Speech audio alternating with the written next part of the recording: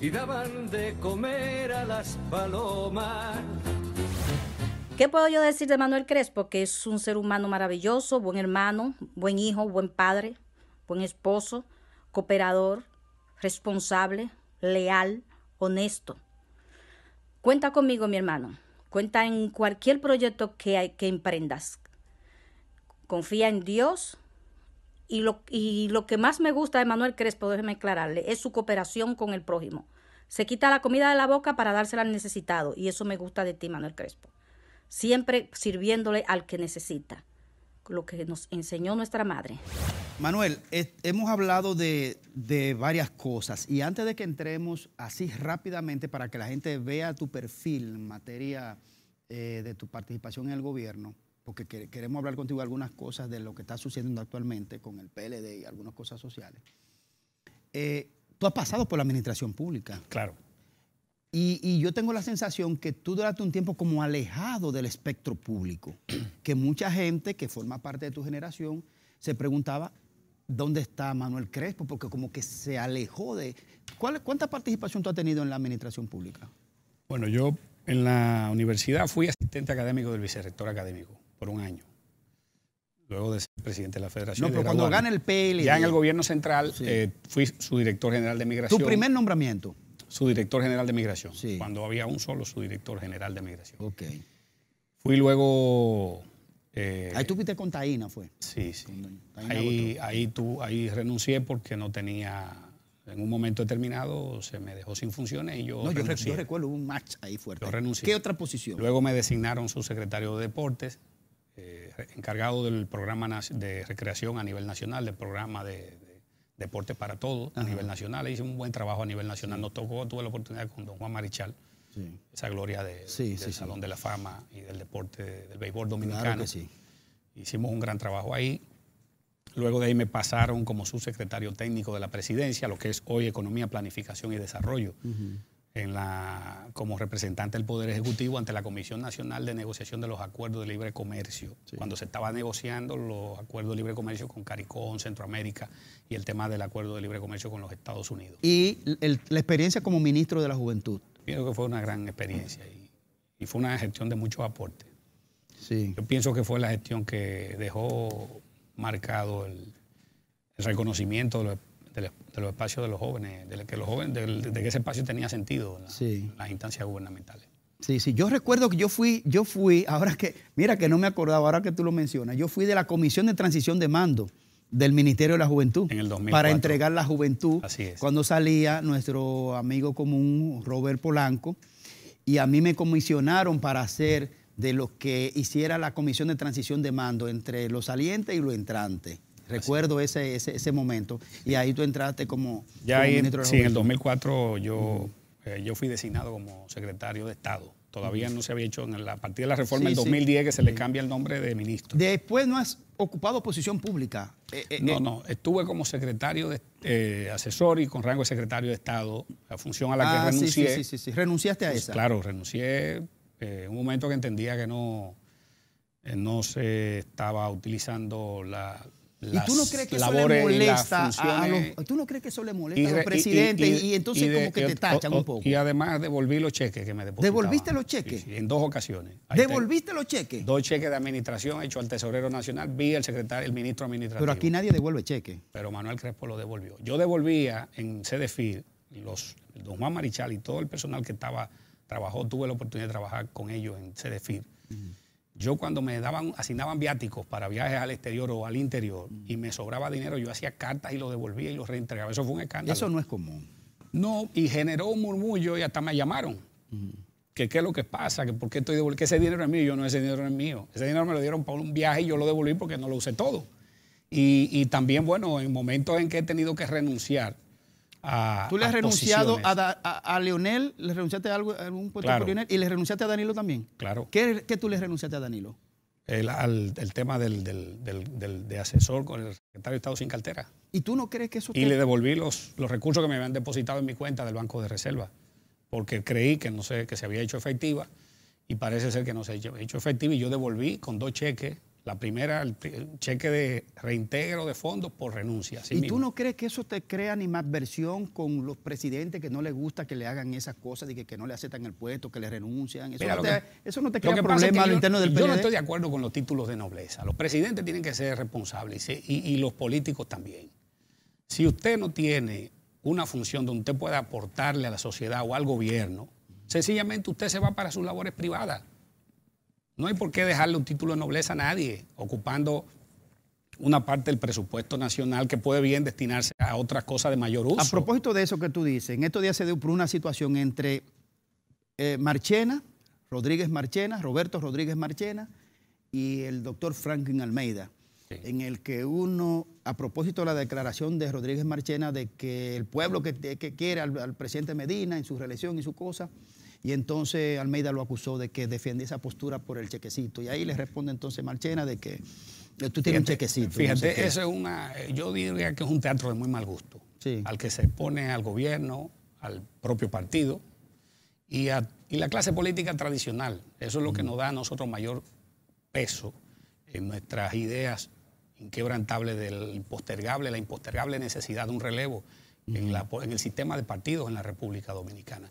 Yo pienso lo siguiente, fíjate, bueno, según las versiones y la carta que envió el doctor Franklin Almeida, al cual conozco desde hace muchos años. Al periodista Uchi Lora le hizo una comunicación pública. Él informa ahí que él sí justifique que él trabaja y que tiene funciones y que hace un trabajo y que le rinde informes y consulta permanentemente al señor presidente de la República.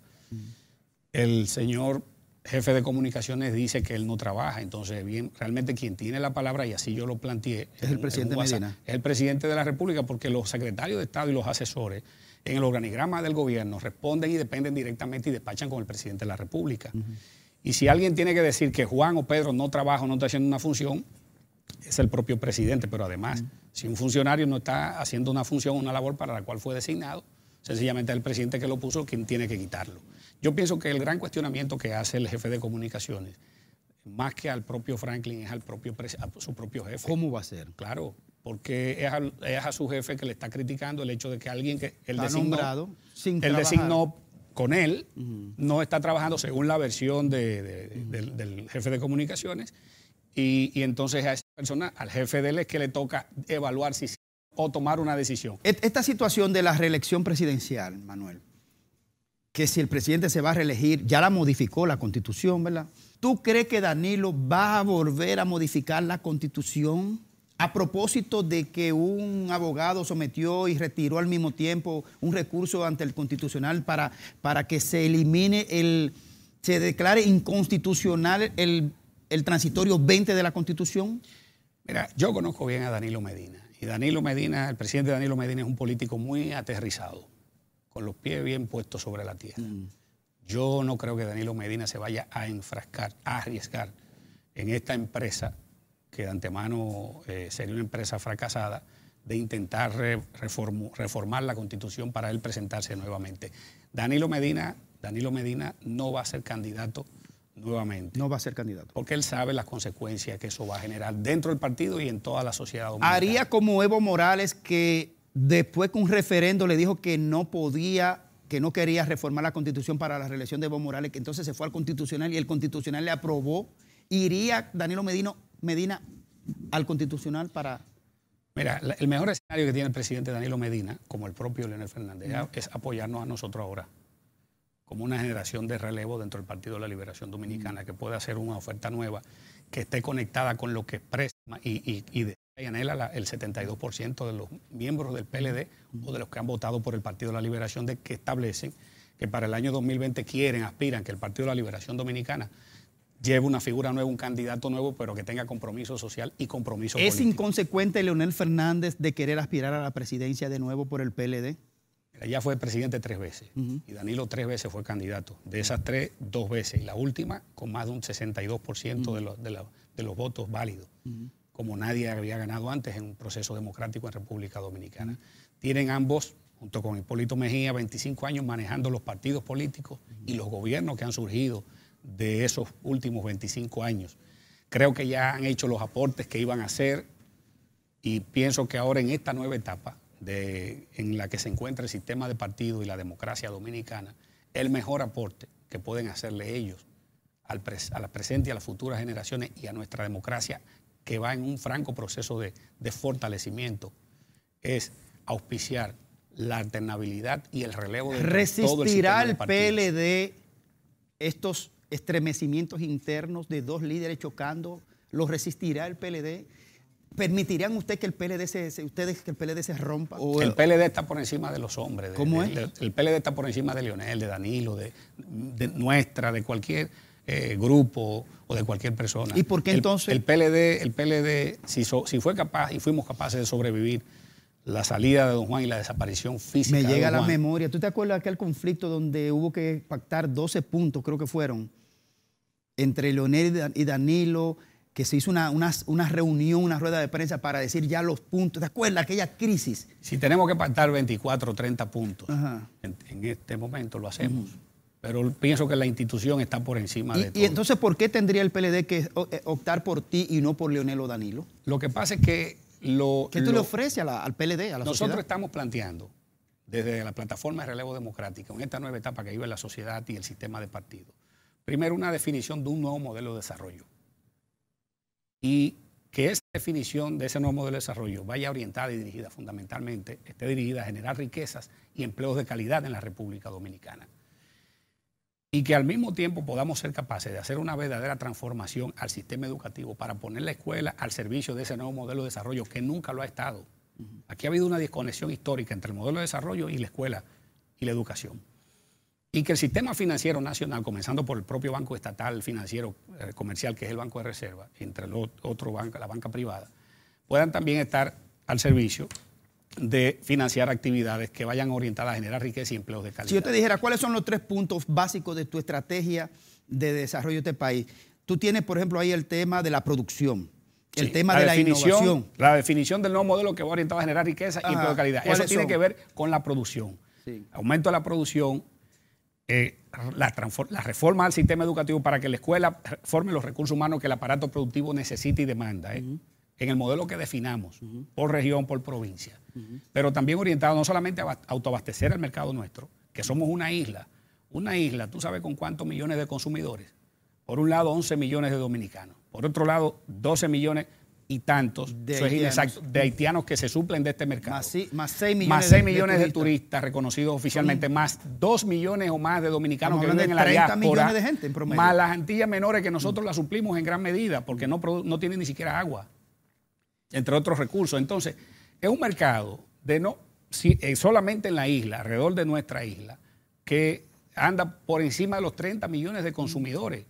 Y sin embargo, los políticos tradicionales de nuestro país han estado a espaldas de esa realidad. Pero tú tienes situaciones como agua potable, vivienda, transporte, medio ambiente, la migración, el tema de la exigencia de tanta pobreza.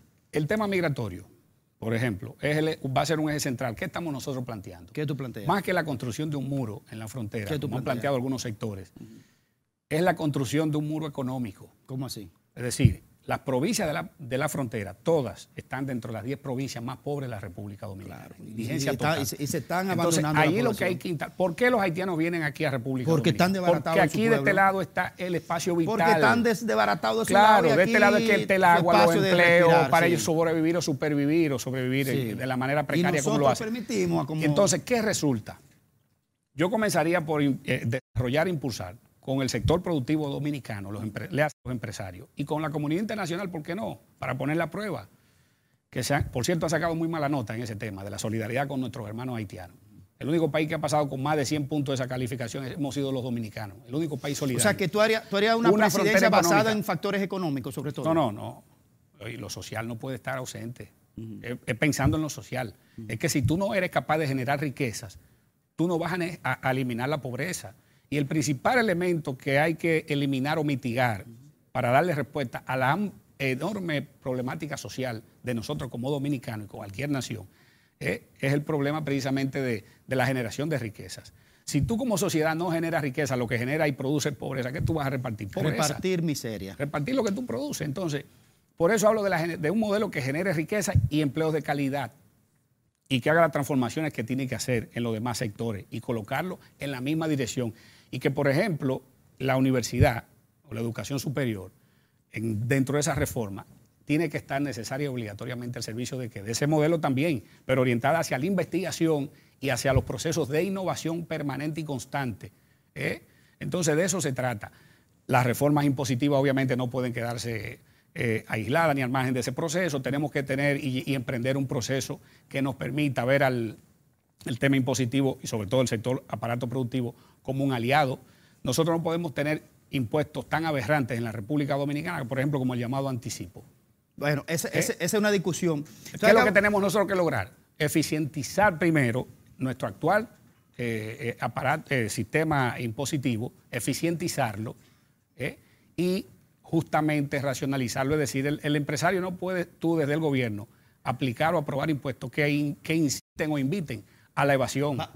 Tiene que ser todo lo contrario. Vamos a hacer una mesa de trabajo aquí con líderes como tú que aspira a hacer un relevo con otros compañeros de la misma generación y que pongamos esos puntos elementales. Claro, claro. De gente que también quiere participar en la política al nivel que tú lo estás haciendo, otros jóvenes también que aspiran a dirigir el país. Y vamos a poner entonces esos puntos. Claro, claro. Y vamos a necesitar obviamente varios programas para hacerlo en diferentes fases. Sí, claro. Los temas económicos, claro los sí. temas de las políticas sociales, los temas de desarrollo humano, los indicadores de desarrollo humano en los que nosotros tenemos que impactar y aspiramos a impactar. Tú más que yo sabes, Manuel, tú más que yo sabes que la política se nutre de realidades. Así es.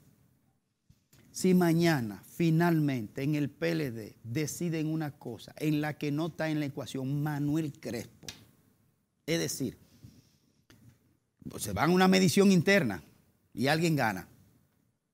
Bueno, Danilo para participar tendría que modificar la Constitución primero, ¿no? Sí. ¿Tú te apartarías o formarías parte del proceso aún si tú no estuvieras? Fíjate, cualquier decisión interna de cara al proceso del año 2020 tendrá que ser democrática, con la participación de todos los dirigentes del Partido de la Liberación Dominicana, ni con encuestas hechas en un cuarto oscuro por los científicos que sabemos. Nosotros solamente aceptamos y aceptaremos los resultados de un proceso interno, un congreso interno del Partido de la Liberación Muchas Dominicana, gracias, Manuel. y que sea democrático, Muchas sin gracias. el uso de los recursos del Estado.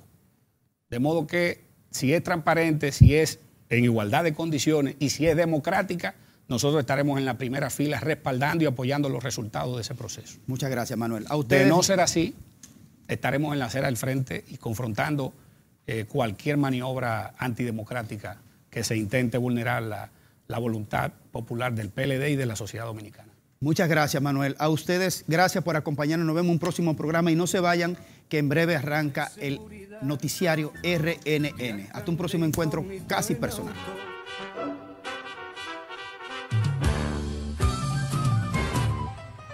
Probablemente en su pueblo se le recordará como cachorros de buenas personas que hurtaban flores para regalar a su mamá.